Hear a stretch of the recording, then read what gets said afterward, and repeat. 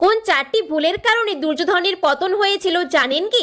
দুর্যোধনের প্রথম ভুল ছিল সে পরম ব্রহ্ম শ্রীকৃষ্ণ ও নারায়ণী সেনার মধ্যে বিভেদ ও ক্ষমতা বুঝতে পারেননি। সে স্বয়ং নারায়ণকে না বেছে বিশাল নারায়ণী সেনাকে বেছে নিয়েছিল। এটি ছিল দুর্যোধনের সবথেকে বড় ভুল। দুর্যোধনের দ্বিতীয় ভুলটি ছিল মাতা গান্ধারীর বারবার বলার পরও শ্রীকৃষ্ণের ছলনার কারণে দুর্যোধন সম্পূর্ণ নগ্ন অবস্থায় মাতা গান্ধারীর কাছে যাননি। যদি দুর্যোধন মাতা গান্ধারীর সামনে সম্পূর্ণ নগ্ন অবস্থায় যেতেন তাহলে গান্ধারীর দীর্ঘদিনের তপস্যার ফলস্বরূপ দুর্যোধনের শরীর বজ্রসম দৃঢ় হয়ে যেত এবং তার শরীরে কোনো অস্ত্রের প্রভাব পড়তো না। তাহলে তিনি অমর হয়ে যেতেন আর কেউ তাকে পরাজিত করতে পারতেন না। তৃতীয় যে ভুলটি ছিল তা হলো কর্ণ যেই অস্ত্রটি অর্জুনকে পরাজিত করার জন্য রেখেছিল কিন্তু সেটি দুর্যোধনের ভুলের কারণে কর্ণ ঘটোৎকচের ওপর প্রয়োগ করেছিল। চতুর্থ ভুলটি হলো দুর্যোধন সারা জীবন অপরিসীম পাপ কাজ করেছে।